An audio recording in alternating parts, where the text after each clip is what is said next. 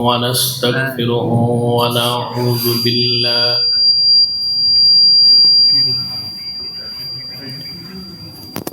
ونعوذ بالله من شرور أنفسنا ومن سيئات أعمالنا من يهده الله فلا مضل له ومن يضلل فلا هادي له ونشهد أن لا إله إلا الله وحده لا شريك له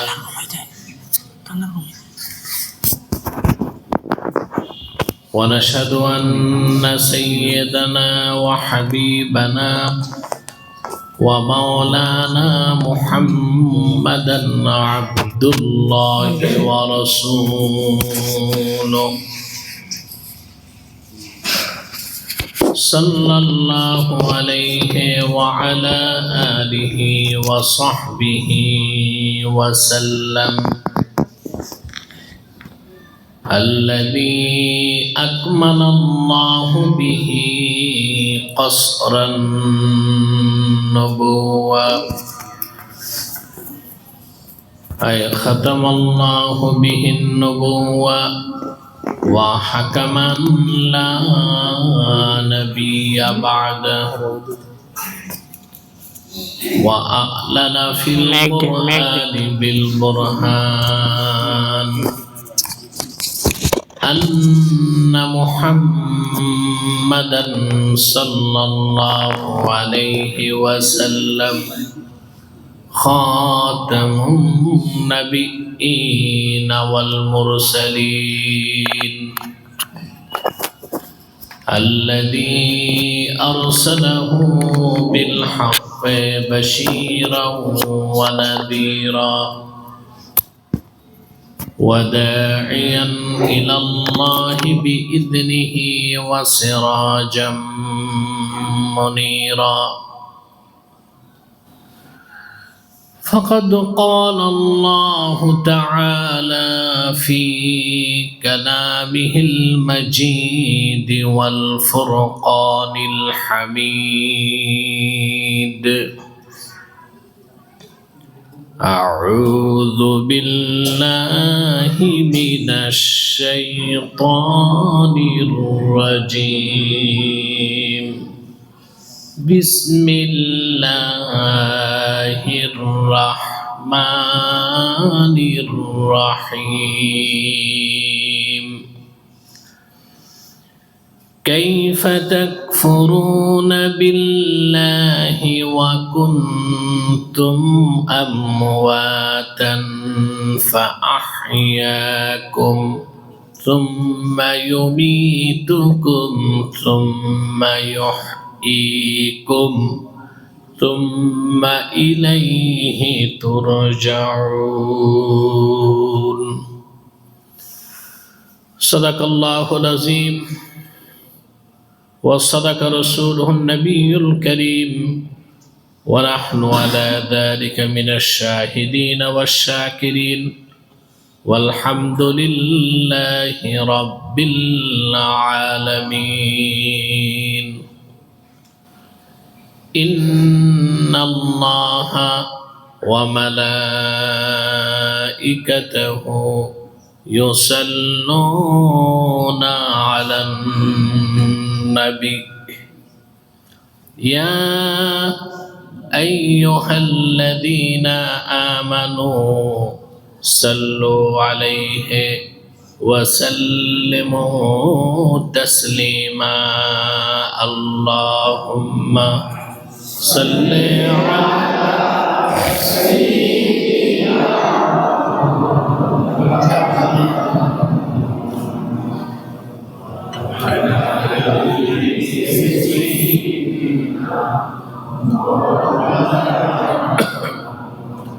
زبان খুলে পড়ুন আল্লাহুম্মা সাল্লি আলা সাইয়্যিদিনা মাওলানা মুহাম্মদ ওয়া আলা আলি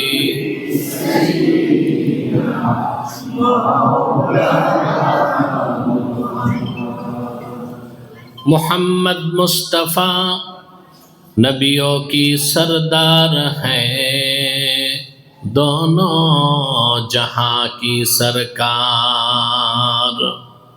आप खातिमुल अंबिया है, सैयदुल अबरार। अल्लाहुम्मा सल्ली अला सय्यिदिना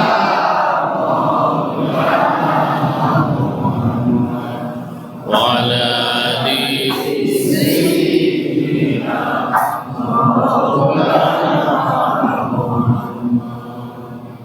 मेरा दिल तड़प रहा है,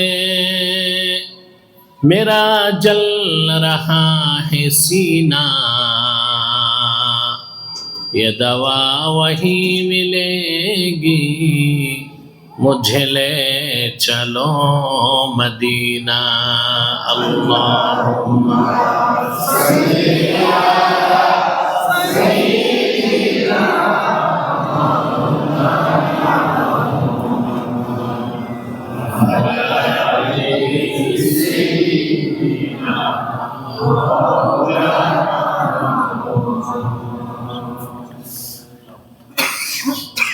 मुहम्मदुन रसूलुल्लाहि सल्लल्लाहु अलैहि वसल्लम खतमल्लाहु बिहिन नबुव्वा व हकमन ला नबिय्य बअदहु बलगल उला बिकमालिही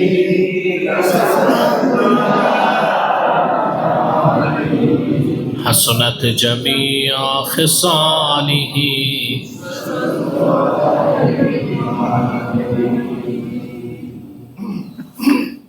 আল-নূর ইসলামিক কিন্ডারগার্টেন মাদ্রাসার চতুর্থ বার্ষিক ওয়াজ ও দোয়া মাহফিলের সম্মানিত সভাপতি হাজরাত উলামায়ে কেরাম,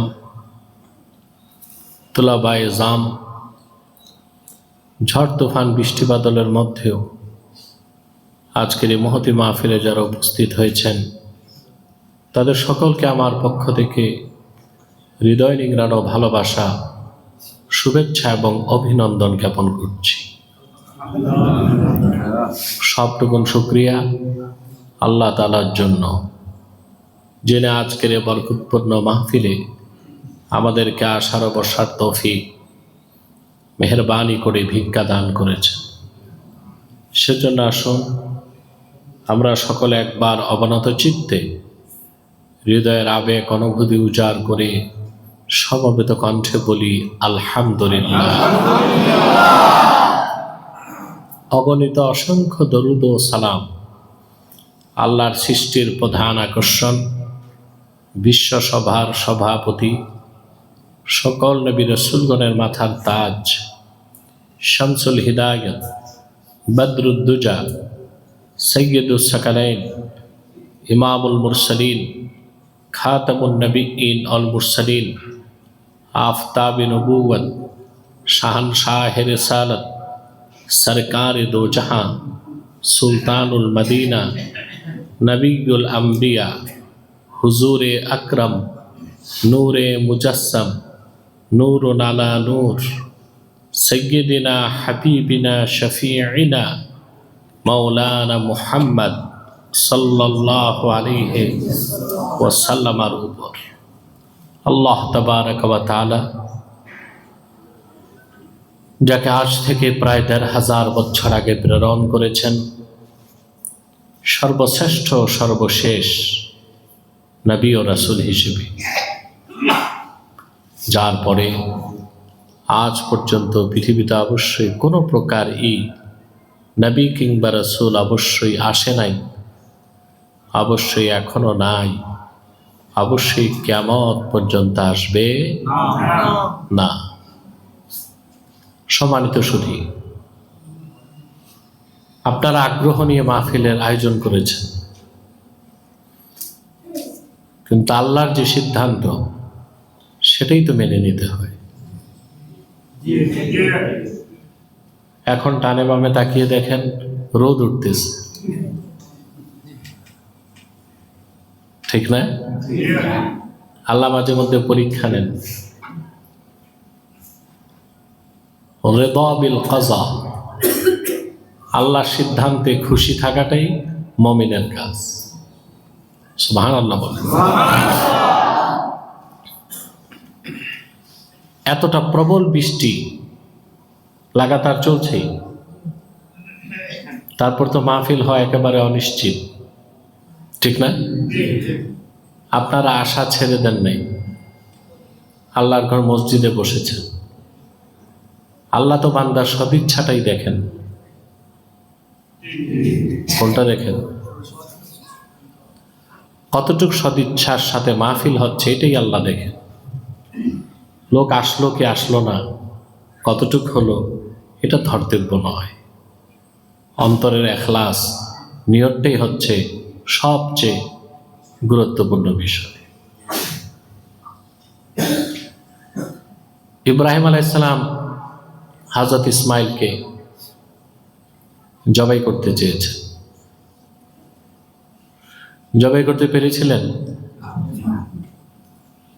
তো জবাই করে যে কোরবানি সওয়াব পাইছেন কিনা?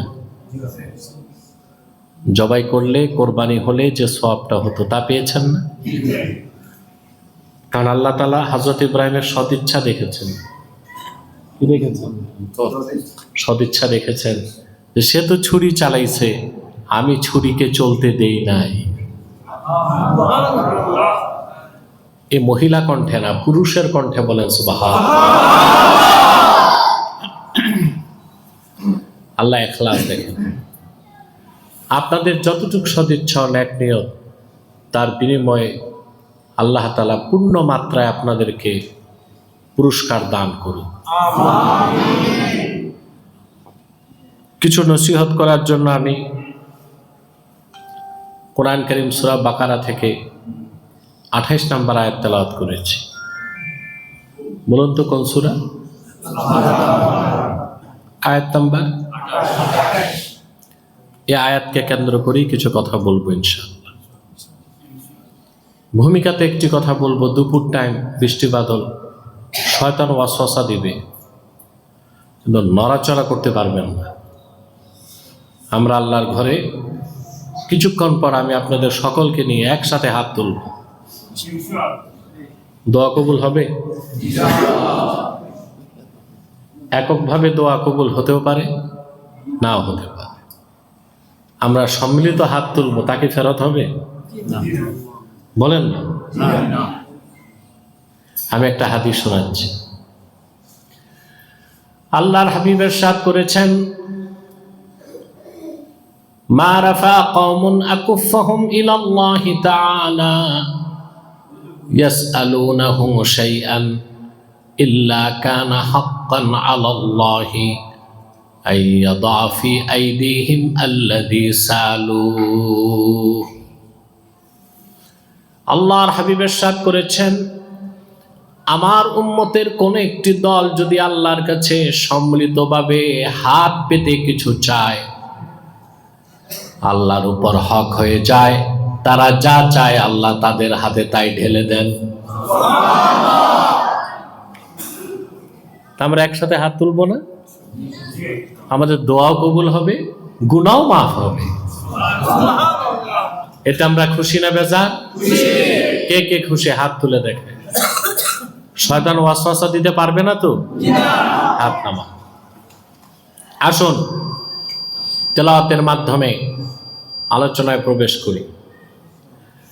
আউযু বিল্লাহি মিনাশ শাইতানির রাজীম।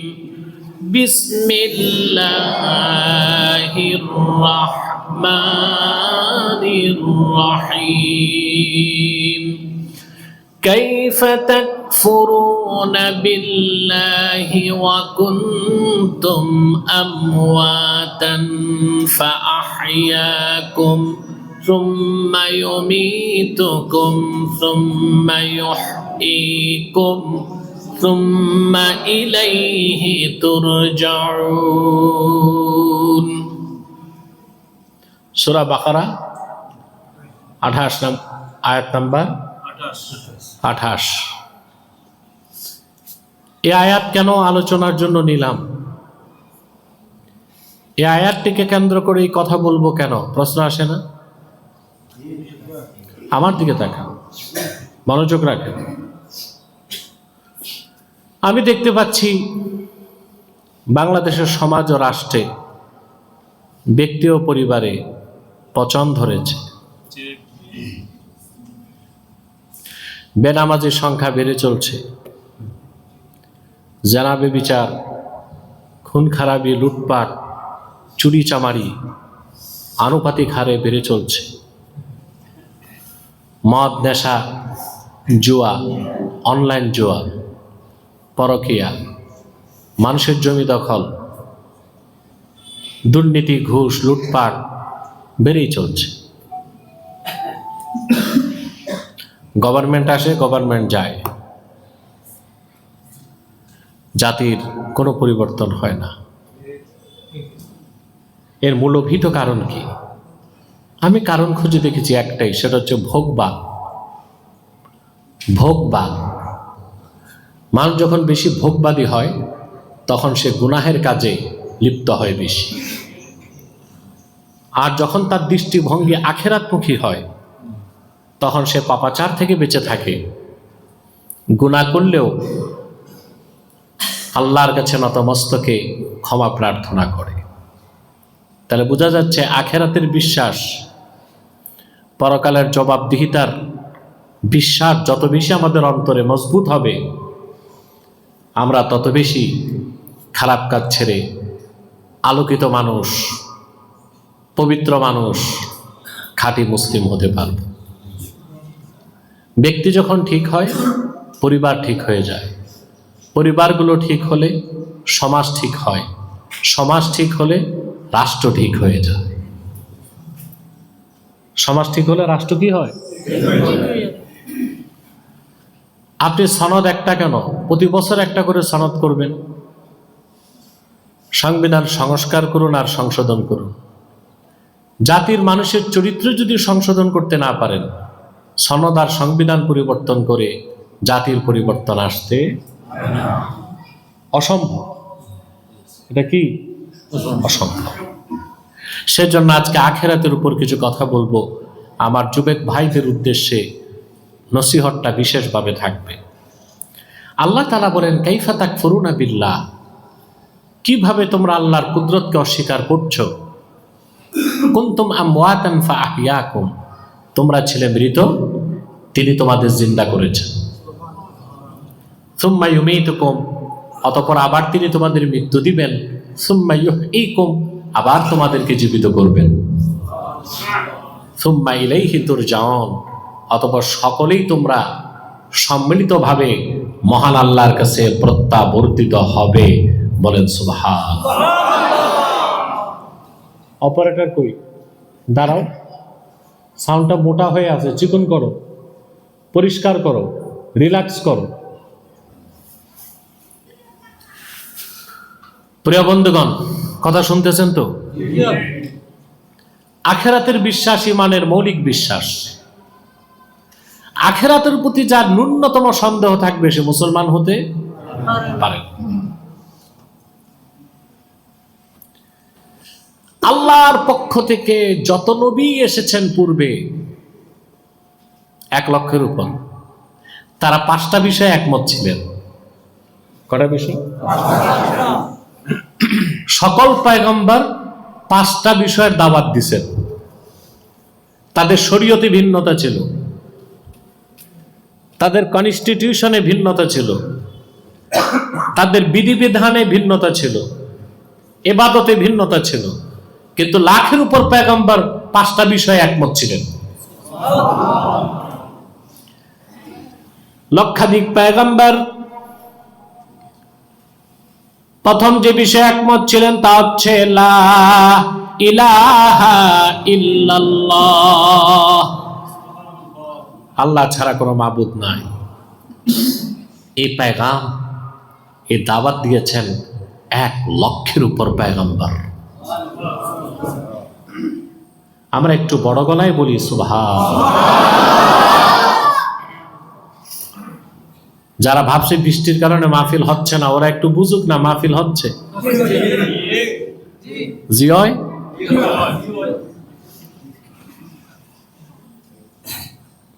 পুরা রোদ উঠে গেছে দেখেন, এটা আল্লাহর দয়া। বৃষ্টি চলতে থাকলে তো এই মানুষগুলো আসতো না। কে বলেন?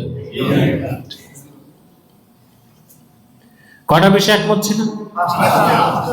প্রথমটা হচ্ছে আকিদাতুল ওয়াহদানিয়া, আল্লাহর একত্বের প্রচার লাখের উপর নবী রাসূল করছেন।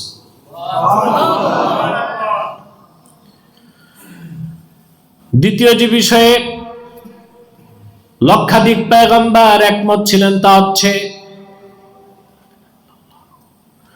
মুহাম্মাদুর রাসূলুল্লাহ সাল্লাল্লাহু আলাইহি ওয়াসাল্লাম ইমামুল মুরসালিন খাতামুন নবীন।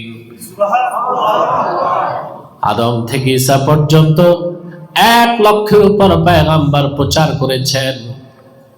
মুহাম্মদ সাল্লাল্লাহু আলাইহি ওয়াসাল্লাম সকল নবীগণের নেতা, সর্বশেষ নবী। সুবহানাল্লাহ। এখন একটা প্রশ্ন আসে, আল্লাহর আখিরি নবী মুহাম্মদ সাল্লাল্লাহু আলাইহি ওয়াসাল্লাম এসেছেন ১৫০০ বছর আগে, বাকি অন্য সব নবী এসেছেন ওনারও আগে। তো যারা আসলেন আগে তারা জানলেন কেমন করে আল্লাহর হাবিব শেষ নবী? প্রশ্ন আসে না? জবাবটা আমি দিব না, হাদিস শোনাচ্ছি। وعن الإرباز بن سارية رضي الله تعالى عنه أنه قال سمعت رسول الله صلى الله عليه وسلم يقول إني عبد الله وخاتم النبيين وإن آدم لمنجدل في طينته। ইরবাজ বিন সারিয়া বর্ণনা করেন, আমি আল্লাহ রাসূলের নূরের জবান থেকে শুনেছি, তিনি বলেছেন, আমি মুহাম্মদ আল্লাহর বান্দা এবং সর্বশেষ নবী। তখন আদমের দেহ যখন ধুলায় গড়াগড়ি খাচ্ছিল,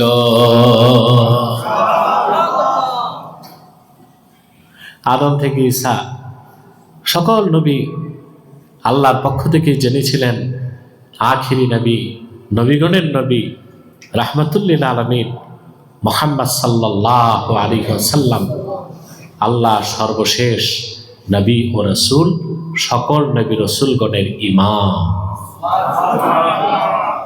কটা বিষয়ে নবীগণ একমত ছিলেন?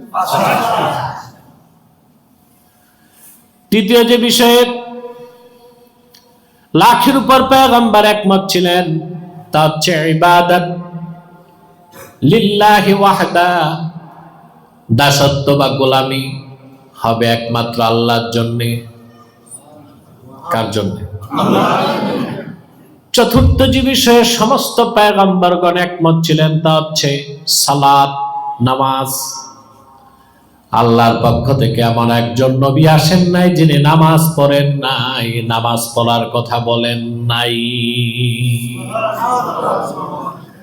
পঞ্চম যে বিষয়ে সমস্ত নবীগণ একমত ছিলেন তা হচ্ছে আখিরাত, পরকাল, পরকালের বিশ্বাসের কথা। হাসরে আবার আল্লাহ উঠাবেন, হিসাব নিবেন, কিয়ামতের কথা লাখের উপর পয়গম্বর প্রচার করছেন। বলেন সুবহানাল্লাহ। এবার একটু বিবেক খাটায় বলুন তো, আমাদের আজকের আলোচ্য বিষয় কোনটা? পঞ্চমটা। কোনটা? সব নবী আখিরাতের কথা বলছে, কিন্তু সবচেয়ে আশ্চর্যের বিষয় প্রত্যেক পয়গম্বর আখিরাতের কথা বলেছেন, আর প্রত্যেক পয়গম্বরের অবিশ্বাসী উম্মত আখিরাতকে অস্বীকার করছে, বিশ্বাস করে নাই। বিশ্বাস না করার পিছনে একটা যুক্তি ছিল যে আমরা মরে যাব, মাটির সাথে মিশে যাব, আমাদের হাড় হাড্ডি চূর্ণ বিচূর্ণ হয়ে যাবে, গোশতগুলো মাটির সাথে একাকার হয়ে যাবে, আবার আল্লাহ কেমন করে জিন্দা করবেন? সন্দেহটা ছিল আল্লাহর কুদরতে, ক্ষমতায়। কি যে কার ক্ষমতায়? কোরআন কারীমে আল্লাহ তাআলা দৃষ্টান্ত দিয়েছেন। পয়গম্বর নূহ আলাইহিস সালাম আখিরাতের কথা, পরকালের কথা, হাসর ময়দানে আল্লাহ জিন্দা করবেন সেই কথা যখন তিনি বললেন, তার জাতি বলল, আইদা মিতনা ওয়া কুন্না তুরাবান ওয়া ইযামান আইন্না লামাবউসুন। আমরা মরে যাব, মাটির সাথে মিশে যাব, হাড় হাড্ডি চূর্ণ বিচূর্ণ হয়ে যাবে, আবার আমরা জিন্দা হব? তাও কি সম্ভব? নূহের মাথা খারাপ। নাউজুবিল্লাহ বলবেন। যত পয়গম্বর আখিরাতের দাওয়াত দিয়েছেন, অবিশ্বাসী উম্মত আখিরাতকে অস্বীকার করছে। তারা একটা জিনিস বুঝতেই চায় নাই যে মৃত্যুর পরে আবার আল্লাহ জিন্দা করবেন কেমন করে।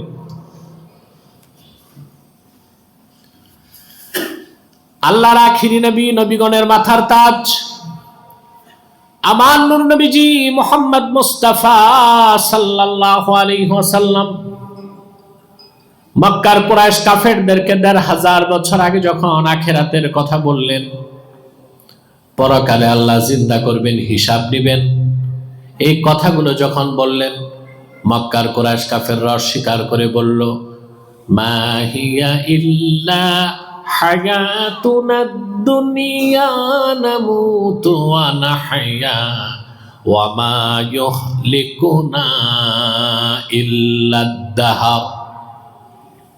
দুনিয়ার জীবনটাই তো জীবন। নাউজুবিল্লাহ বলে। আমরা বাঁচি এবং মরি, আমাদেরকে ধ্বংস করে সময়।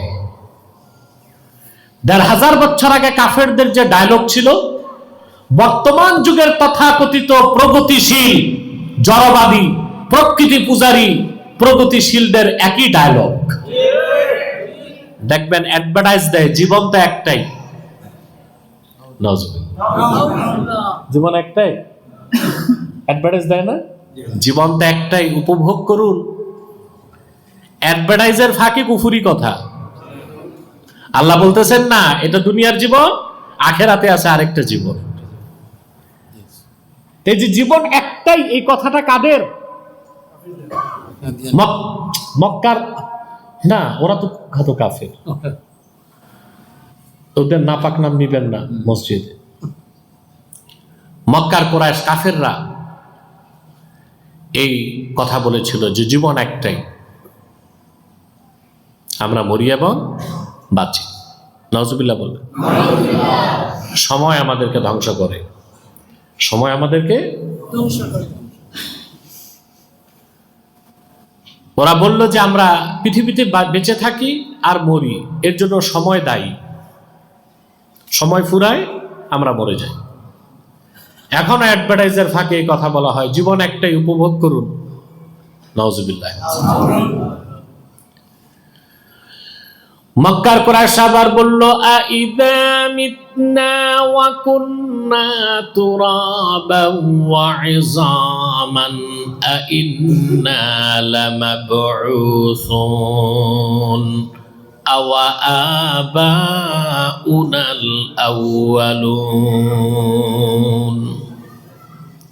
আমরা যখন মরে যাব, মাটির সাথে মিশে যাব, একাকার হয়ে যাব, আবার আমরা উঠবো, হাসরে জাগবো। শুধু আমরাই না, আমাদের পূর্বপুরুষরাও জীবিত হবে। তা কি সম্ভব? আল্লাহ রাব্বুল আলামিন জবাব পাঠালেন,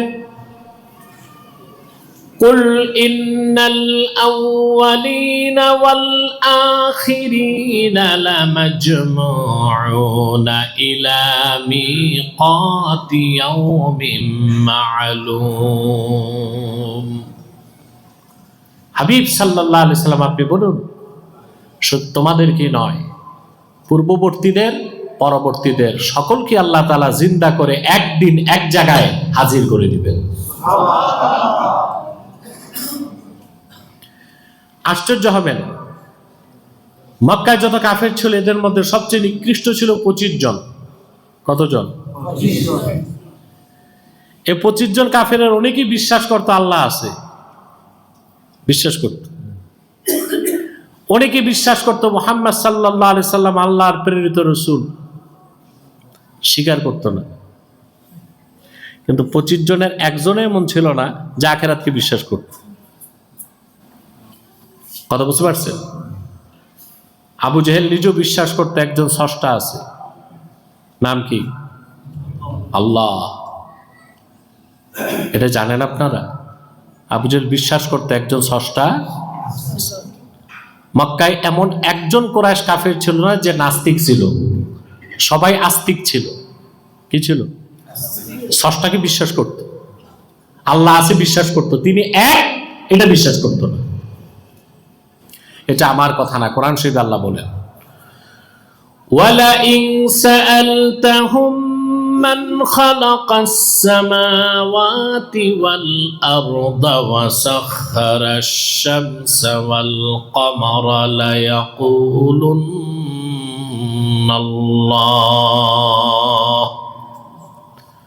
মুহাম্মদ সাল্লাল্লাহু আলাইহি ওয়াসাল্লাম,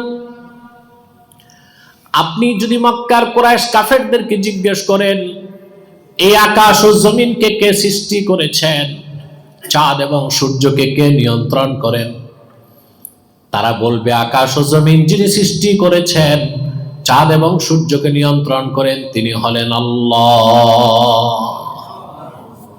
আল্লাহকে বিশ্বাস করত। আমি বলে থাকি বাংলাদেশে এমন অনেক নাস্তিক আছে স্রষ্টাকে বিশ্বাস করে না। কোনটা নিকৃষ্ট, আবু জেহেল না এগুলো? বলে এগুলো নিকৃষ্ট। আবু জেহেলও আস্তিক ছিল, নাস্তিক ছিল না। অথচ আপনারা আবু জেহেলকে ঘৃণা করেন, করেন? সে তো ঘৃণার পাত্রই। মুসলমান দেখবেন সন্তানের নাম রাখে আজে বাজে, chocolate, Sandesh, hockey stick, ballistic, জুতা, স্যান্ডেল, এগুলো নাম রাখে। কিন্তু ভুলেও কোনোদিন শুনছেন কেউ ছেলের নাম রাখছে আবু জেহেল? দুইটা নাম মুসলমান রাখে না, আবু জেহেলের নাম আর এজিদের নাম, এ দুইটা নাম মুসলমান।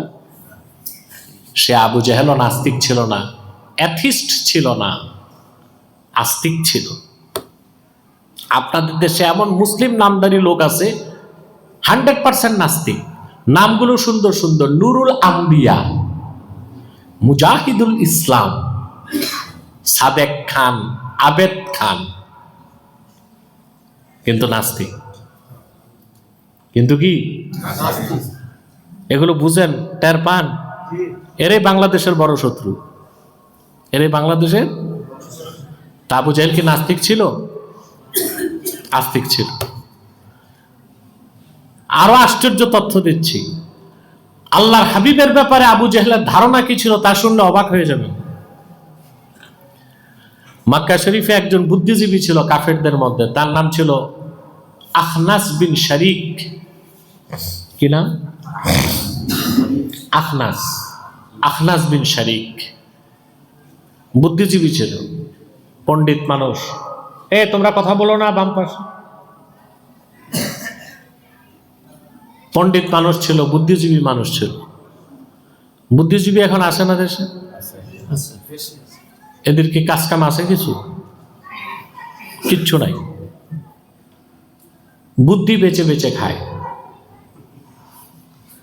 টক শো করা ছাড়া আর কোনো কাজ নাই। দেখেন না আপনারা? মাছ বিক্রি করে যে খায় তাকে বলে মৎস্যজীবী। কৃষি কাজ করে খেলে সে কি? কৃষিজীবী। বুদ্ধি বেচে খায় সে বুদ্ধিজীবী। টক শোতে বসলে মনে হয় এক একজন বিদ্যাসাগর। এমন কোনো সাবজেক্ট নাই বুঝে না। দর্শন, ধর্মতত্ত্ব, বিজ্ঞান, অর্থনীতি, ভূতত্ত্ব, নৃতত্ত্ব সবকিছু কথা বলতেছে, আসলে কিছুই বুঝে না।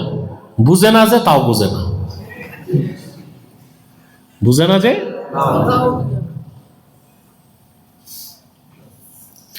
মক্কায় বুদ্ধিজীবী ছিল আখনাস বিন শারিক। কাবাগরের সামনে একদিন আখনাস বিন শারিক আবু জেহেলকে পেল, বলল, নেতা তোমার একটা প্রশ্ন করি, উত্তর দিবা? আবু জাহেল বলল, তুমি প্রশ্ন করলে উত্তর না দিয়ে পারি? বলে, কি প্রশ্ন? আখনাস বিন শারিক জিজ্ঞেস করলো, আখবিরনি আন মুহাম্মাদিন সাল্লাল্লাহু আলাইহি ওয়াসাল্লাম আহুয়া সাদিকুন আম কাযিবুন। সত্য করে বলো, মুহাম্মদ সাল্লাল্লাহু আলাইহি ওয়াসাল্লামের ব্যাপারে তোমার ধারণা কি? তিনি সত্যবাদী না মিথ্যাবাদী? নাউজুবিল্লাহ বলেন। আবু জাহেল ডানে বামে তাকায়, দেখে কেউ নাই, কেউ শোনে না। সে বলল, ক্বালা ওয়াল্লাহি ইন্না মুহাম্মাদান সাল্লাল্লাহু আলাইহি ওয়াসাল্লাম লাসাদিকুন ওয়া মা কাযাবা মুহাম্মাদুন সাল্লাল্লাহু আলাইহি ওয়াসাল্লাম কাত্তু। আবু জাহেল বলল, কাবার মালিক আল্লাহর কসম করে বলছি, নিশ্চয় মুহাম্মদ সাল্লাল্লাহু আলাইহি ওয়াসাল্লাম মহাসত্যবাদী। তিনি কোনদিন একটি অক্ষর মিথ্যে কথা বলেন নাই। কে বলল? আবু জাহেল।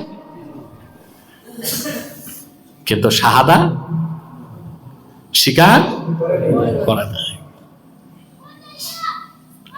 কিন্তু আবু জাহেল সহ মক্কার এমন একজন কাফের ছিল না যে আখিরাতকে বিশ্বাস করছে। একটা কারণে বিশ্বাস করে নাই, যে মৃত্যুর পর মাটির সাথে মিশে যাব,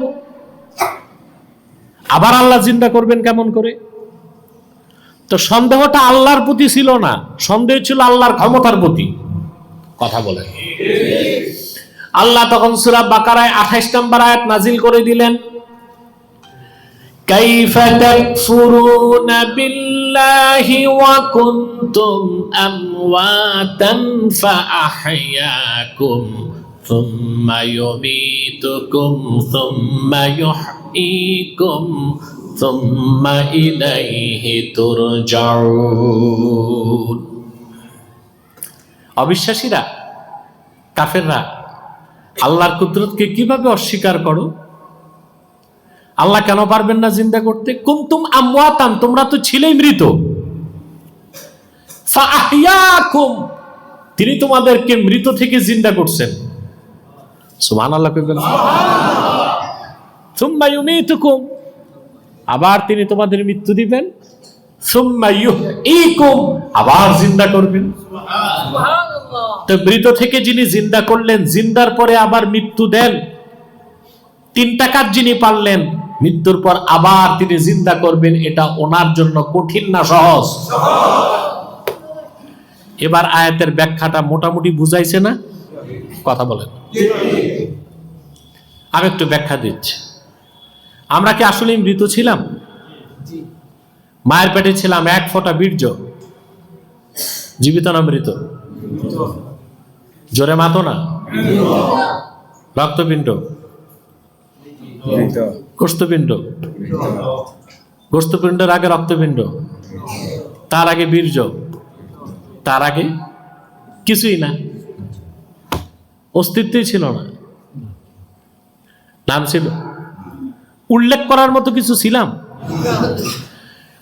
আল্লাহ রাব্বুল আলামিন বলেন, হাল আতা আলাল ইনসানি হিনুম মিনাদ দাহরি লাম ইয়াকুন শাইআম মাযকুরা ইন্না খালাকনাল ইনসানা মিন নুতফাতিন আমশাজ নাবতালিহি فجعلناه سميعا بصيرا।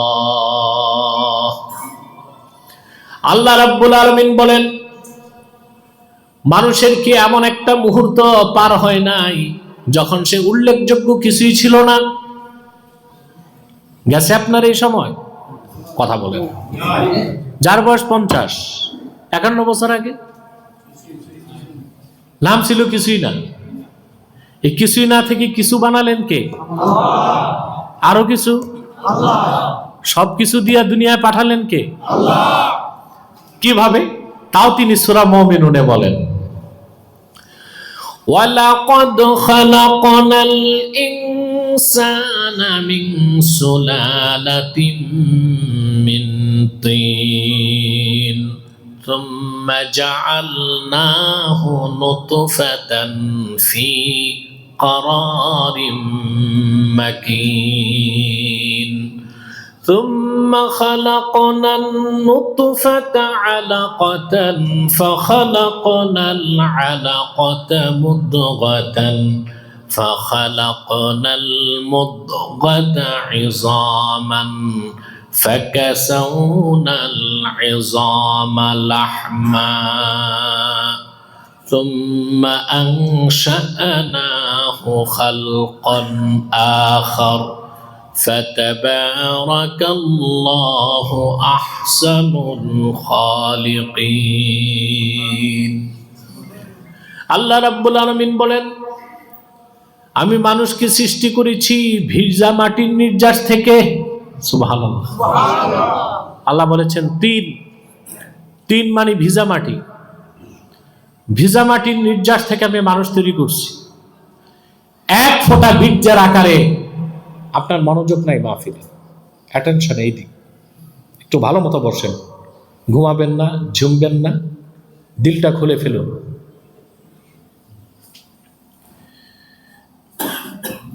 এক ফোঁটা বীর্যের আকারে আমি তাকে স্থাপন করেছি তার মায়ের সুরক্ষিত রেহেমে। তখন আপনি জীবিত ছিলেন না মৃত? ثم خلقنا النطفة علقة 40 দিন পর আমি আল্লাহ রাব্বুল আলামিন এই বীর্যের ফোঁটাকে রক্তপিণ্ড বানালাম। ثم خلقنا العلقة مضغة আবার নির্ধারিত সময় পর এই রক্তপিণ্ডকে আমি গোশতপিণ্ড বানাই দিলাম। ثم خلقنا মুদগাতা ইজামা আবার এই গোশতের ভিতরে হাড় হাড্ডি তৈরি করলাম। ফাকাসাউনাল ইজামা লাহমা আবার হাড় হাড্ডির উপর সুন্দর মসৃণ মোলায়েম গোশতের পোশাক লাগায় দিলাম। রূহ দিলাম, জিন্দা হয়ে গেছে। সুবহানাল্লাহ। বীর্য, তারপর রক্ত, তারপর গোশত, তারপর হাড্ডি। এই যে ভ্রূণের ক্রমবিকাশ, এটাকে বিজ্ঞানের ভাষায় বলে জেনেটিক ইনফরমেশন। কি বলে? বাংলায় হচ্ছে ভ্রূণ তত্ত্ব। বাংলায় কি ভ্রূণ তত্ত্ব? একে বুঝেন? আপনারা জুলজি ছাত্র আছেন কেউ প্রাণী বিজ্ঞানের? একজন থাকলে হাত তুলেন তো। বাহ, প্রাণী বিজ্ঞান পড়ছে একজনও নাই। কি পড়ছেন? শুধু আর্টস আর কমার্স আর অ্যাকাউন্ট। এই যে ভ্রূণের ক্রমবিকাশ মায়ের পেটে, এটা ভ্রূণ তত্ত্ব, জেনেটিক ইনফরমেশন। 1970 সালের আগে বিজ্ঞান এটা জানতো না। আর এই ভ্রূণ তত্ত্বের কথা ফাঁস করলো আল্লাহর কোরআন 1400 বছরেরও আগে। এই সূরা মুমিনের কয়েকটা আয়াত দেখে বিজ্ঞান মাথা নত করে দিয়েছে কোরআনের সামনে। পৃথিবীর বিখ্যাত একজন নোবেল পুরস্কার প্রাপ্ত প্রাণী বিজ্ঞানী ছিলেন মিস্টার কিট মুর। কি নাম? কিট মুর। নোবেল পুরস্কার পেয়েছেন তিনি প্রাণী বিজ্ঞানের উপর গবেষণা করে কানাডাতে। 1978 সালে মিস্টার কিট মুর সূরা মুমিনুনের কয়েকটা আয়াত দেখে প্রকাশ্য সেমিনারে যে বলছে, আমি বিশ্বাস করি কোরআন আল্লাহর বাণী, আমি বিশ্বাস করি মুহাম্মদ সাল্লাল্লাহু আলাইহি ওয়াসাল্লাম আল্লাহর প্রেরিত পয়গম্বর। তাকে প্রশ্ন করা হলো কেন? তো সে বলল, কোরআন শরীফে যে ভ্রূণ তত্ত্বের কথা আসছে এটা এত ক্ষুদ্রাতি ক্ষুদ্র, অণুবীক্ষণ যন্ত্র ছাড়া দেখা যায় না, মাইক্রোস্কোপ ছাড়া দেখা যায় না। তো 1500 বছর আগে তো মুহাম্মদ সাল্লাল্লাহু আলাইহি ওয়াসাল্লামের নিকট কোনো মাইক্রোস্কোপ ছিল না। উনি দেখলেন কেবল করে, নিশ্চয় ওনাকে আল্লাহ জানাই দিয়েছেন। এজন্য আমি বলি, যারা 3 পাতা বিজ্ঞান পড়ে এগুলো নাস্তিক হয়, আর যারা পুরা বিজ্ঞান পড়ে মুসলিম হোক আর না হোক কোরআনের সামনে মস্তক নত করে দেয়। ঠিকটা তো ঠিক মতো কইলা না? যেগুলো 3 পাতা বিজ্ঞান পড়ে এগুলো কি হয়? আর যারা পুরা কোরআন পড়ে, পুরা বিজ্ঞান পড়ে, মাথা নত করে দেয়। মাথা নত না করে উপায় নাই। এই 30 পারা কোরআনে 1000 আয়াতই আছে বিজ্ঞান রিলেটেড। সুবহানাল্লাহ। আপনি চিন্তা করতে পারবেন না। প্রিয় বন্ধুগণ, আমরা এমন এক শিক্ষা ব্যবস্থা পাইলাম বাংলাদেশে, না এই শিক্ষা ব্যবস্থা পড়াশোনা করে না আল্লাহর ওলি হয়, না কোনো বিজ্ঞানী হয়, কিছুই হয় না। ডাক্তার, ইঞ্জিনিয়ার আর গাদা গাদা অফিসার। যত অফিসার তত দুর্নীতি। কইন কইন ঠিক? যত অফিসার তত দুর্নীতি, তত দুর্নীতি। বাংলাদেশে একটা বিজ্ঞানী দেখান তো, ভালো বিজ্ঞানী, 100 বছরে দেখান। ঢাকা বিশ্ববিদ্যালয় হয়েছে 1921 সালে, 100 বছর হয়ে গেছে। 100 বছরও এই বিশ্ববিদ্যালয়ে আমাদেরকে একজন বিজ্ঞানী দিতে পারল না। দিছে অথর্ব কিছু বুদ্ধিজীবী, লম্পট কিছু রাজনীতিবিদ, চরিত্রহীন কিছু কবি সাহিত্যিক, আর দিছে গাদা গাদা অফিসার। এগুলো জম্মেট করে ঘুষ খায়।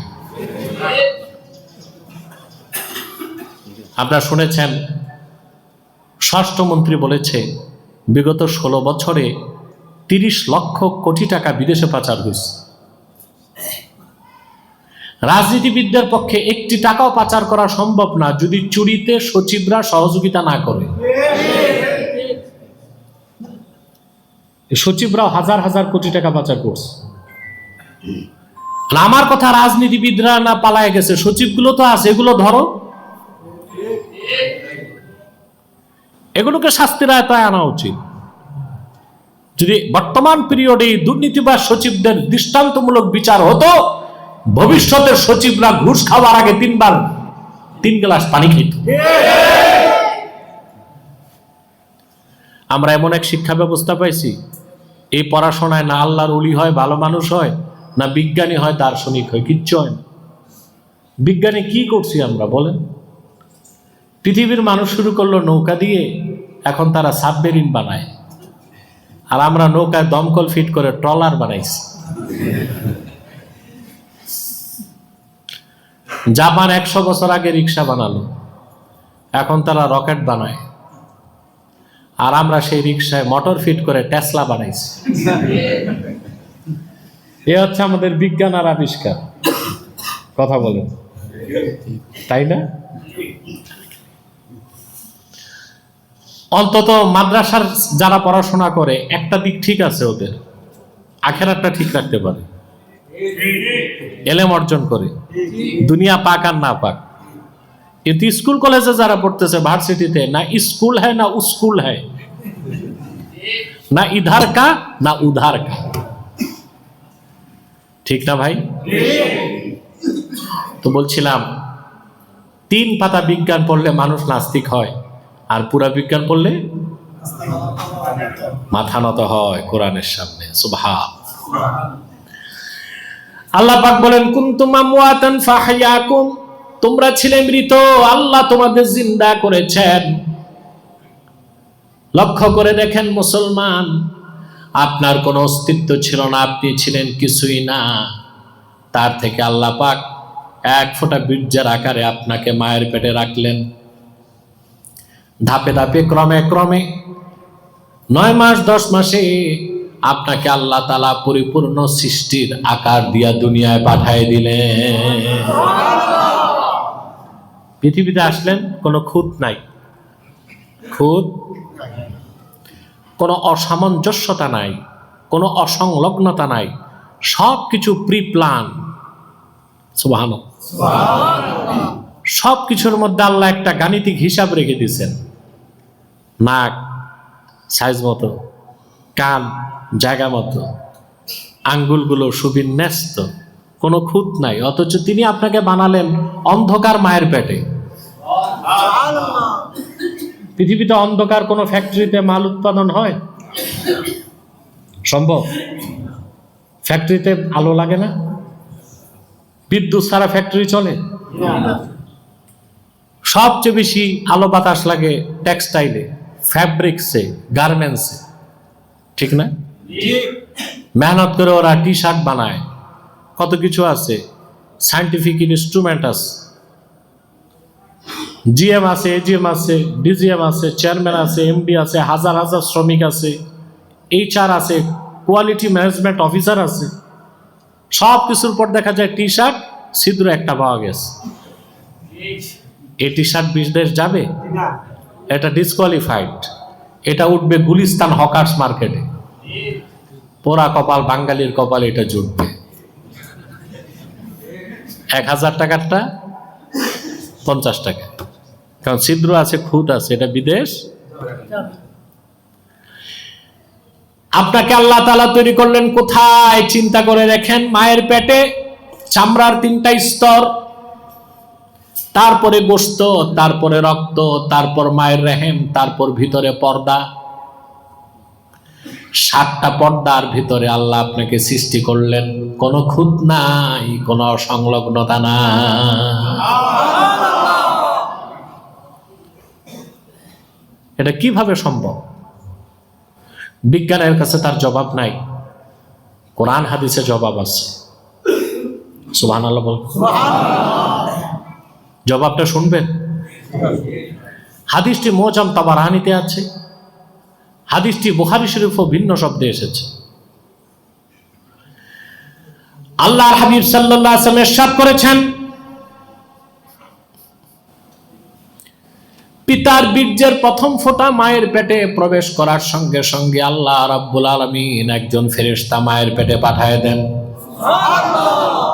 ওই ফেরেশতা হলো মানুষ তৈরির কারিগর। বিজ্ঞান এটা পাইছে। ফেরেশতা যে কি তা তো বুঝবেই না, ওর কাছে তো ওই যন্ত্র নাই। এটা পেতে হয়তো বা বিজ্ঞানকে আরো 1500 বছর অপেক্ষা করতে হবে। ফেরেশতা মায়ের পেটে চলে যায়, আল্লাহর কাছে হুকুম চায়, আল্লাহ মানুষের অস্তিত্বটা 1 ফোঁটা বীর্য রাখবো না, বের করে দেব। আল্লাহ বলেন থাকবে।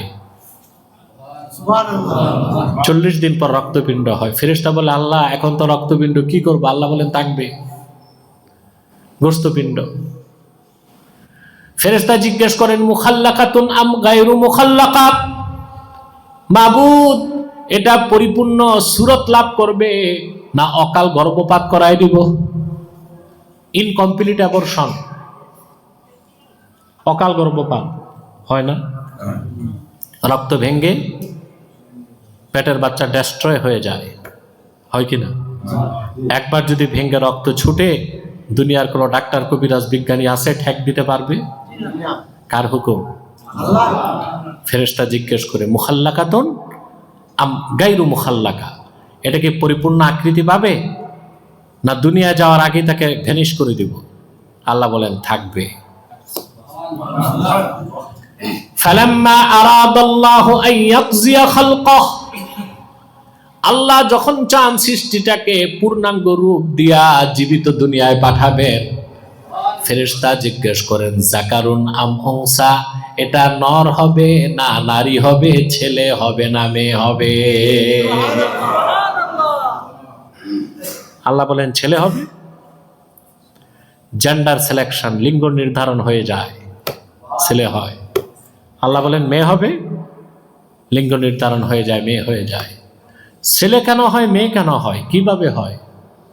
বিজ্ঞান একটা ব্যাখ্যা দেয়, কিন্তু বিজ্ঞানের ব্যাখ্যাটা অস্পষ্ট, অপরিপূর্ণ। বিজ্ঞানের ব্যাখ্যাটা অস্পষ্ট, অপরিপূর্ণ। ইসলামের ব্যাখ্যাটা স্পষ্ট এবং পরিপূর্ণ। কথা বুঝতেছেন? বিজ্ঞান কি বলে আপনারা জানেন? যে মানুষের দেহকোষে ক্রোমোজোম আছে। কি আছে? ক্রোমোজোম, সেক্স ক্রোমোজোম আছে 23 জোড়া ক্রোমোজোম, 1 জোড়া সেক্স ক্রোমোজোম, 22 জোড়া অটোজোম। পুরুষের সেক্স ক্রোমোজোমে থাকে XY, মেয়ের সেক্স ক্রোমোজোমে থাকে XX। তো বিজ্ঞান বলে পুরুষের XY থেকে যদি Y আসে, মায়ের XX থেকে X আসে, X আর Y মিললে ছেলে হয়। পুরুষের XY থেকে যখন X আসে, মায়ের XX থেকে X, 2 X মিললে মেয়ে হয়। বিজ্ঞান এতটুকু বলছে জোড়া লাগায় কে এটা খুঁজে পায়নি। সুবহান। জোড়া কে লাগায়? আল্লাহর ফেরেশতা। কে লাগায়? আল্লাহ বলেন ছেলে হবে, পুরুষের XY থেকে Y নেওয়া হয়, মায়ের XX থেকে X, দুইটাকে জোড়া লাগায় দেয়, ছেলে হয়ে যায়।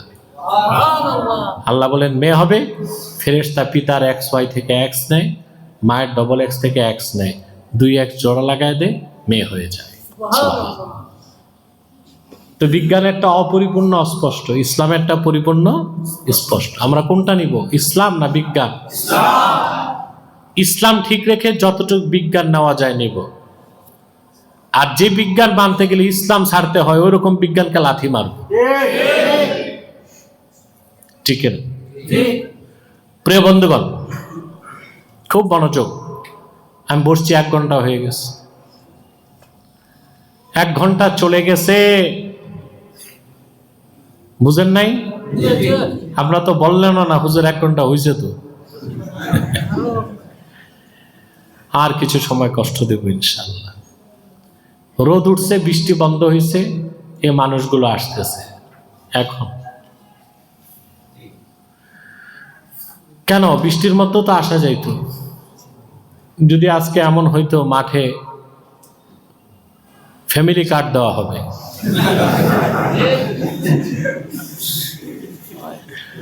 বৃষ্টি না, যদি বজ্রপাত ঠাডাও পড়তো, সব দাঁড়ায় থাকত। বাঙালি নগদে বিশ্বাসী, আসলে বিশ্বাসী না। নগদে বিশ্বাসী, নকলে বিশ্বাসী। স্থায়ী আর আসলে বিশ্বাস করে, মনে করে ওটা তো পরে, ফ্যামিলি কার্ড পেলে তো পয়সা পাবো। প্রিয় সুধী, কথা শুনতেছেন? তাহলে আমরা কি দেখলাম? ছেলে হয় মেয়ে হয় কার হুকুমে? ছেলে হবে না মেয়ে হবে, হুকুম কার? ভূমিকা কারিগরি ফেরেশতার। ভূমিকা বাবার না মার? বাবার। কারণ ছেলে হবে না মেয়ে হবে, এই ক্রোমোজোম যেটা XY, এটা শুধু বাবার কাছে, মায়ের কাছে XY না, XX। মায়ের কাছে চালানই নাই, চালান পুরাটা বাবার কাছে। কার কাছে? তো বারবার যদি কন্যা সন্তান হয়, মহিলা কি তিরস্কার করার সুযোগ আছে? নাই তো। ওর তো কোনো দোষ নাই, হুকুম আল্লাহর, কারিগরি করে ফেরেশতা। ভূমিকা কার? বাবা। মায়ের কাছে তো পুঁজি নাই। তো যে মহিলা বারবার কন্যা সন্তান জন্ম দেয়, স্বামী যদি তাকে কটাক্ষ করে, এটা কি মুসলিম স্বামীর কাজ হতে পারে? না মূর্খের কাজ, নির্বোধের কাজ। আপনাদের দেশে যে মহিলা ছেলে জন্ম দেয় না, শুধু মেয়ে জন্ম দেয়, স্বামী রাগ করে আরেকটা বিয়ে করে, কোথাও কোথাও তালাক দিয়ে দেয়, এই নোংরামি করবেন না। মেয়ে হওয়া তো সৌভাগ্য। মেয়ে হওয়া কি? আল্লাহর হাবিব ইরশাদ করেছেন, আমার উম্মতকে আল্লাহ রাব্বুল আলামিন 3টি কন্যা সন্তান দান করলো। সে যদি খুশি মনে তাদের লালন পালন করে বিয়ে দেয়, আমার উম্মত যদি ইমানদার হয়, বিনা আযাবে আল্লাহর জান্নাতে প্রবেশ করবে।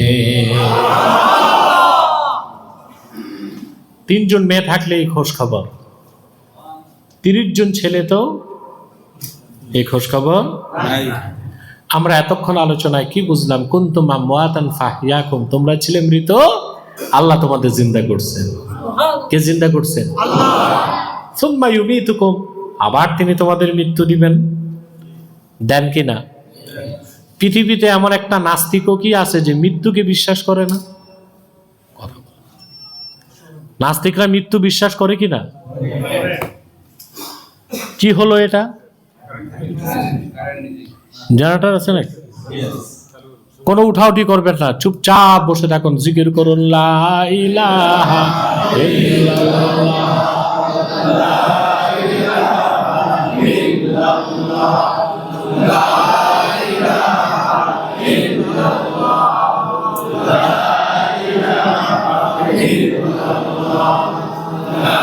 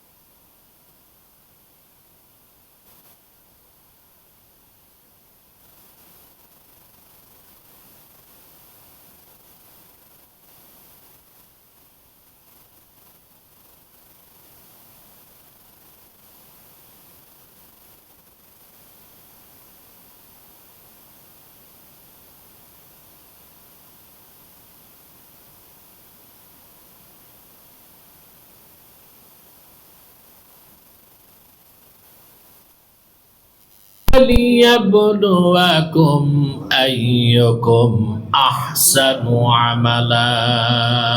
কি সমস্যা শুনি আমি? মানে গ্লাস খুলে দিলে আওয়াজ যাবে না? তা আওয়াজ যাবে না কেন? হ্যাঁ, ডবল হয় ভিতরে তো বোঝা যাচ্ছে শব্দে শব্দে। আল্লাহ পাক বলেন খালাকাল মাউতা ওয়াল হায়াতা লিয়াবলুয়াকুম আইয়ুকুম আহসানু আমালা। আল্লাহ তাআলা মৃত্যুকে সৃষ্টি করেছেন, জীবন সৃষ্টি করেছেন এই কথা পরীক্ষা নিতে তোমাদের মধ্যে কে অধিক সৎকর্মশীল। সুবহানাল্লাহ। মৃত্যুটাও আল্লাহর সৃষ্টি, মৃত্যুটাও। হিসাব নিকাশের পর জান্নাতীরা জান্নাতে যাবে, জাহান্নামীরা জাহান্নামে। মধ্যবর্তী স্থানে মৃত্যুকে হাজির করা হবে ভেড়ার সুরতে। কিসের সুরতে? আল্লাহ তাআলা জান্নাতীদেরকে বলবেন, জান্নাতি বান্দাগণ তাকায় দেখো। জাহান্নামীদেরকে বলবেন তোমরাও তাকাও, তারাও তাকাবে। আল্লাহ পাক বলবেন কি দেখতে পাচ্ছ? সবাই বলবে আল্লাহ একটা ভেড়া দেখতে পাচ্ছি। আল্লাহ তাআলা বলবেন বান্দারা শোনো, এটা মৃত্যু, এটাকে আমি ভেড়ার সুরতে হাজির করেছি। আল্লাহ তাআলা মালাকুল মউতকে বলবেন এবার সবার দৃষ্টির সামনে মৃত্যুকে জবাই করে দাও। মৃত্যু জবাই হয়ে যাবে। আল্লাহ পাক বলবেন জান্নাতীরা অনন্তকাল জান্নাতে থাকো, আর মৃত্যুর ভয় নাই। জাহান্নামীরা চিরকাল জাহান্নামে থাকো, মৃত্যুর মাধ্যমে বাঁচার আর পথ নাই। মৃত্যুটা অনিবার্য, সত্য, এর থেকে পালানোর কোনো সুযোগ নাই। ভালো খেলে, ভালো চললে, ভালো থাকলে যদি হায়াত বাড়তো, ইউরোপ আমেরিকা লন্ডনে যারা আছে, ইউরোপে আছে, আমেরিকা আছে, ওদের এক একজনের বয়স হতো 700 বছর, কমসে কম কচ্ছপের মতো 250 বছর হয়তো। কি বাঁচে কত? 100 বছর পার হয় বাংলাদেশের মানুষ 60-70 বছর বাঁচে, ওরাও 70-75। ওদের গড়াইও 70 বছরই, এর বেশি না। বাঁচতে চাইলেই বাঁচা যায় না, সবটাই আল্লাহর নিয়ন্ত্রণে। সুবহানাল্লাহ বলবেন। কার নিয়ন্ত্রণে? তবে মানুষ ভালো মতো বেঁচে থাকতে হলে 3টা জিনিস লাগে: সুশিক্ষা, সুখাদ্য, সুচিকিৎসা। সুশিক্ষা ছাড়া ভালো মানুষ হওয়া যায় না। সুখাদ্য ছাড়া স্বাস্থ্যবান মেধাবী হওয়া যায় না। সুচিকিৎসা থাকা, সুস্থ থাকা যায় না। দুঃখজনক এই 3টাই আমাদের দেশে অভাব আছে। সুশিক্ষাও নাই, সুখাদ্যও নাই, সুচিকিৎসাও নাই। চিকিৎসার কি অবস্থা দেশে দেখছেন?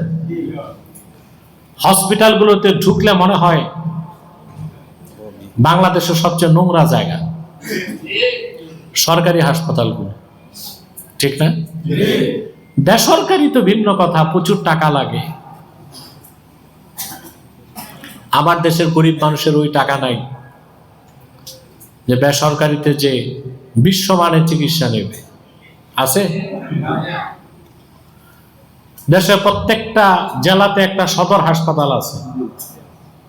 আমি মনে করি যিনি স্বাস্থ্যমন্ত্রী, তার প্রতিদিন এক একটা সদর হাসপাতাল পরিদর্শন করা উচিত, না হলে হাসপাতালগুলো ফাংশন করবে না। যত সরকারি হাসপাতাল আছে খোঁজ নিলে দেখবেন এক্সরে মেশিনে তেলা পোকা, সিটি স্ক্যান মেশিনে উই পোকা, ইনস্ট্রুমেন্ট ঠিক নাই, চিকিৎসা ঠিক মতো হচ্ছে না।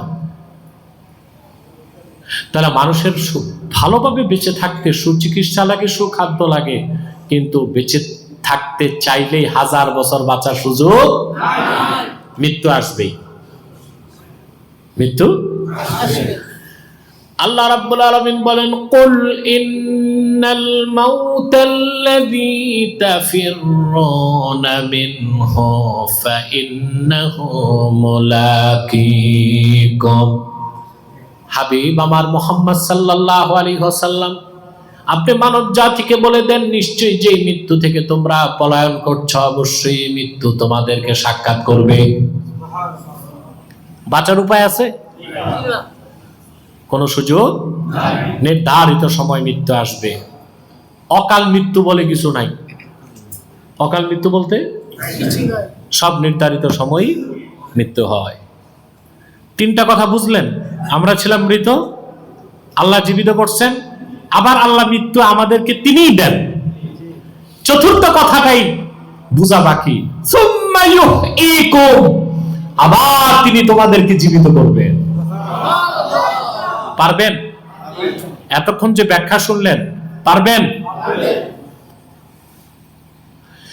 আল্লাহ রাব্বুল আলামিন বলেন, আলাম ইয়াকুনু তুফাতাম মিন মানিয়্যিন ইউমনা সুম্মা কানা আলাকাতান ফাখালাকা ফাসাওয়া ফাজআলা মিনহু আয-যাওজাইনি আয-যাকারা ওয়াল উনসা আলাইসা যালিকা বিকাদিরিন আলা আন ইউহইয়াল মাউতা। আল্লাহ বলেন, যে লোকটি যে আখিরাতকে অস্বীকার করে, সে কি তার পিতার প্রক্ষিপ্ত বীর্যের একটা ফোঁটাই ছিল না? আল্লাহ ওটাকে রক্তবীর্য বানাইছেন, সমতা দিচ্ছেন, নর নারী দুইটা ধারা সৃষ্টি করছেন। সুবহানাল্লাহ। সে আল্লাহ কি মৃত্যুর পর মানুষকে আবার জীবিত করতে সক্ষম নন? সুবহানাল্লাহ। আবার আল্লাহ রাব্বুল আলামিন বলেন, আয়াহসাবুল ইনসানু আল্লান নাজমা'a ইযামা বালা কাদিরিনা আলা আন নুসাউইয়া বানানা। মানুষ কি ধারণা করছে মৃত্যুর পরে তার হাড় হাড্ডিগুলো বিক্ষিপ্ত হয়ে যাবে, ছড়ায় ছিটায় যাবে, আমি কেমন করে হাসর ময়দানে তার হাড্ডিগুলো জমা করব? আল্লাহ পাক বলেন, আমি শুধু হাড্ডিগুলো জমা করব তাই নয়, প্রতিটা মানুষের আঙ্গুলের অগ্রভাগগুলোকে সমান করে দেবার ক্ষমতাও রাখি। এখানেও বিজ্ঞান আছে। কি আছে? বিজ্ঞান পাইছে এখন, কোরআন বলেছে ১৫০০ বছর আগে। সুবহানাল্লাহ। আল্লাহ নাকের কথা কানের কথা বলেন নাই, বলেছেন আঙ্গুলের অগ্রভাগগুলোকে সুবিন্যস্ত করে দেবার ক্ষমতা রাখি। হাসরে করবেন না?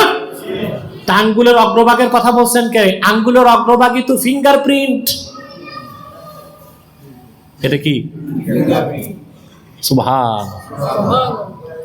আজকে পৃথিবীর যেই দেশেই যাবেন, সাইন, সিগনেচার, ফটো সবকিছুর পর কি?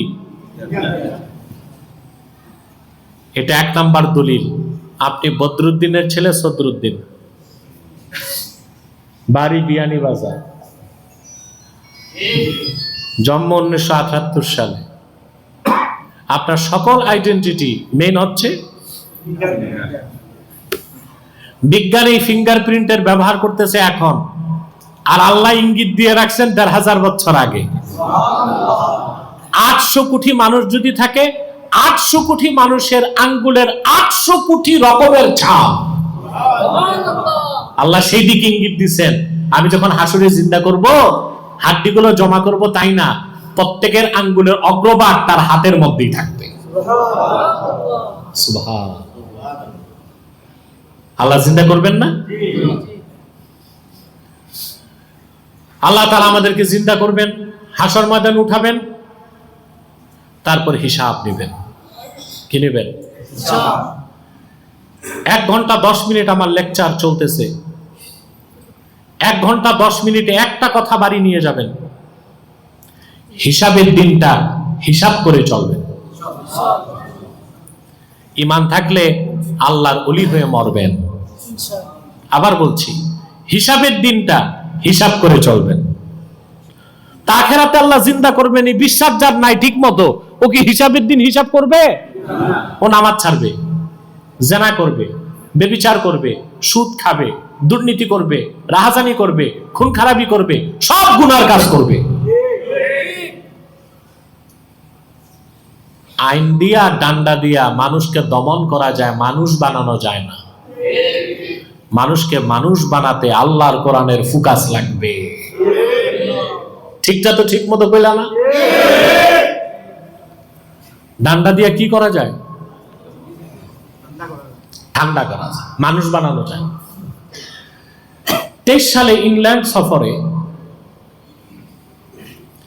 আমি টেমস নদী ঘুরতে গেলাম, লন্ডন ব্রিজ। তো দিনে তো সুযোগ পাওয়া যায় না, প্রোগ্রাম থাকে, আর কিছু মানুষ তো চিনেও ফেলে, একটু বিব্রত বোধ হয়। গেলাম রাত 2টা বাজে, বুঝলেন? ওই রাত 2টা বাজেও দেখি আমি লন্ডন ব্রিজ হাঁটতেছি, গাড়ি একটা থামায় কয়, হুজুর বালানি সিলট তুই। ভালো লাগলো যে আমার দেশের মানুষ ভালোবাসে আমাকে। এখন এই লন্ডন ব্রিজে উঠার আগে দেখি গাড়ির কাঁচ ভাঙ্গা, মদের বোতল ভেঙে পড়ে আছে, বিশ্রী অবস্থা। তা আমি আমার পাশের লোকজনকে বললাম, এগুলো কি? বলে, এই দেশে কিছু মানুষ অতিরিক্ত মদ পান করে পাগলামি করে, মাতলামি করে, এবং দেখা যায় গাড়ির ভিতরে মোবাইল থাকলে গাড়ির গ্লাস ভেঙে মোবাইল নিয়ে নেয়। আমি বললাম, এই কাজ লন্ডনে হয়, এই কাজ তো গুলিস্তানে হয় না। যত কল্যাণ রাষ্ট্র, ওয়েলফেয়ার স্টেট, কল্যাণ রাষ্ট্র, আধুনিক রাষ্ট্রের দাবি করুক, ওরা মানুষকে আইন দিয়া দমন করে রাখে, মানুষকে মানুষ বানাতে পারে না। ঈমান ছাড়া, তাকওয়া ছাড়া, কোরআন সুন্নাহ ফোকাস ছাড়া মানুষকে মানুষ বানানো যায় না। ওটা পশুই থাকে।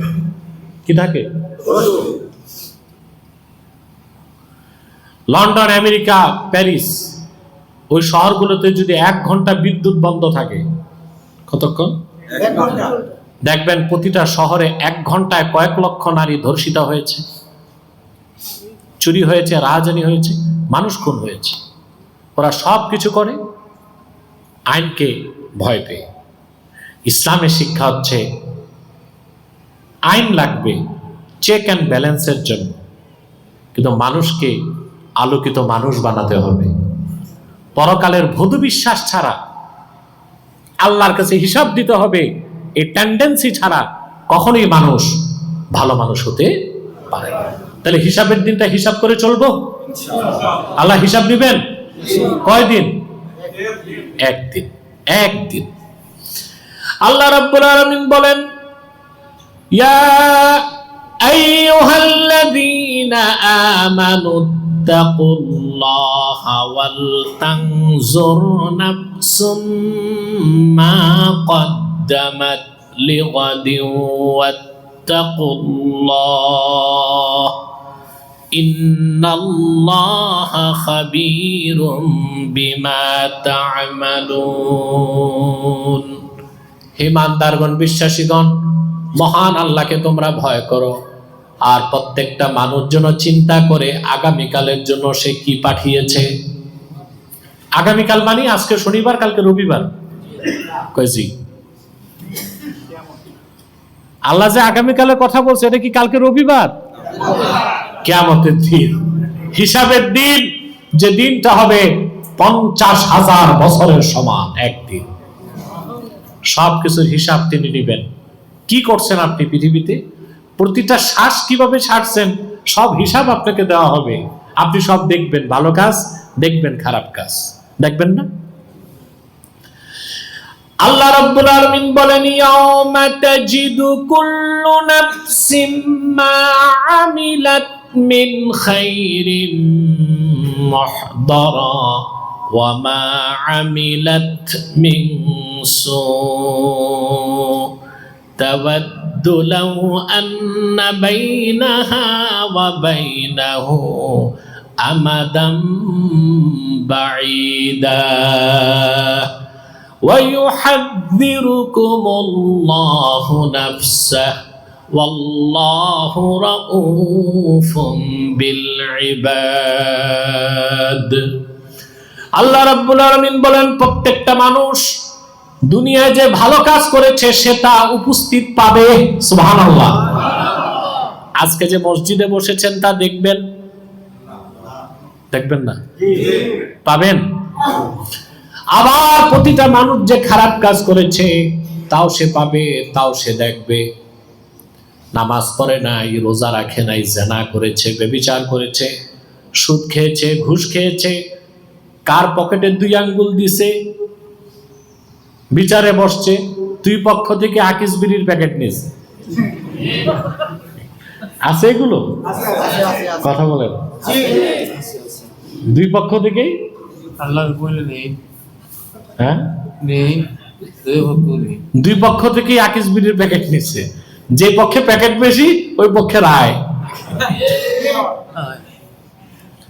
এসব দেখবেন, এসব দেখবেন। মানুষ তখন বলবে, আমার গুনাহগুলো আর আমার মাঝখানে যদি একটা দূরত্ব হয়ে যেত। আফসোস করে লাভ হবে না, সেদিন হিসাবের দিন। ডাক দিয়ে বলা হবে, ওয়ালাকাদ কুনতা ফী গাফলাতিন মিন হাযা ফাকাশাফনা আনকা গিতাআকা ফাবাসারুকাল ইয়াওমা হাদীদ। ওয়ালাকাদ কুনতা ফী গাফলাতিন মিন হাযা। নির্ভোগ বান্দা, দুনিয়ার চাকচিক্য, সৌন্দর্য আর মোহ, ভোগ বিলাস আজকের এই দিনটা থেকে তোমার দৃষ্টি ঘুরায় রেখেছিল। এই দিনটাকে তুমি ভুলেছিলা।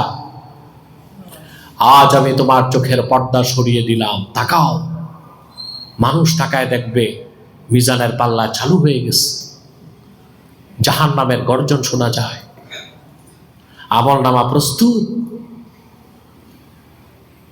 তার চোখের পাতাটাও নড়বে না, লোহার মতো 2 চোখ শক্ত হয়ে থাকবে। সেদিনটা বিশ্বাস করি। আজকে সবক কি? প্রায় 1.5 ঘন্টা হয়ে গেল।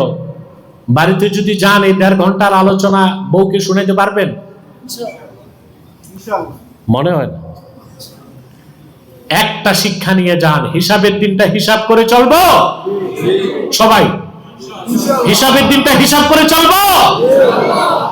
হিসাবের দিন যে হিসাব করে চলবে, নামাজ ছাড়বে, চুরি করবে, বদমাশি করবে, খাদ্যে ভেজাল মিশাবে। যদি গুনার কাজ করে, মানুষ তো গুনাহ হইতেই পারে, তাৎক্ষণিক সে তওবা করে তার মালিকের কাছে আত্মসমর্পণ করবে। পারবো না ইনশাআল্লাহ? তা আমরা কিছু ওয়াদা করছি। ইয়া আল্লাহ,